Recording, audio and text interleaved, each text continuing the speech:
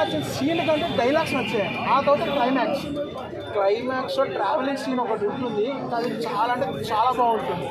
And twist ఏదైతే ఉంటుందో literally అరిచేస్తారు. ఇంకా సినిమా అంతా అయిపోయిన తర్వాత ఒక్కడే మాట జై శ్రీరామ్ అన్నం అంతే. రేటింగ్ 4 ఇస్తాను, 4.5.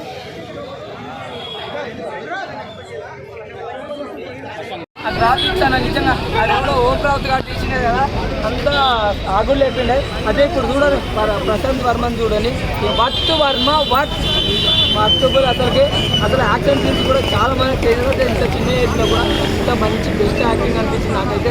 ఇంకోటి ఏంటంటే వరలక్ష్మి శరత్ కుమార్ కూడా చాలా ప్లస్ అయితే ఆమె అసలు మామూలుగా నెగిటివ్ రోజే చేస్తారు. దీంట్లో పాజిటివ్ యాక్షన్ అమ్ముల కోసం చేసే సీన్స్ అయితే చాలా.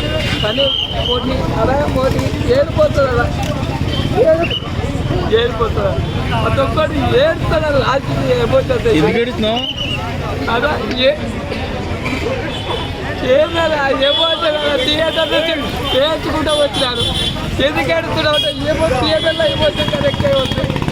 ఇట్లాంటివి ఏంటంటే మంచి ఏడ్చుకుంటూ వస్తాము, నవ్విస్తాడు, ఏడిపిస్తాడు, ఇన్ని రకాలు. వర్మ ఏంది ఇట్లా చేసినారు నిజంగా అంటే చాలా బాగుంది. పార్ట్ 2 కూడా వస్తుంది 2025లో.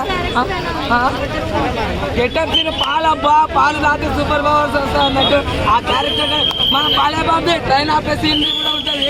మామూలుగా ఉన్నాయి మన పవన్ కళ్యాణ్ మహేష్ బాబు ఇవన్నీ ఇమిటేట్ చేసే సీన్స్ అయితే ఎక్సలెంట్ ఉంటాయి. మామూలు అసలు నాకైతే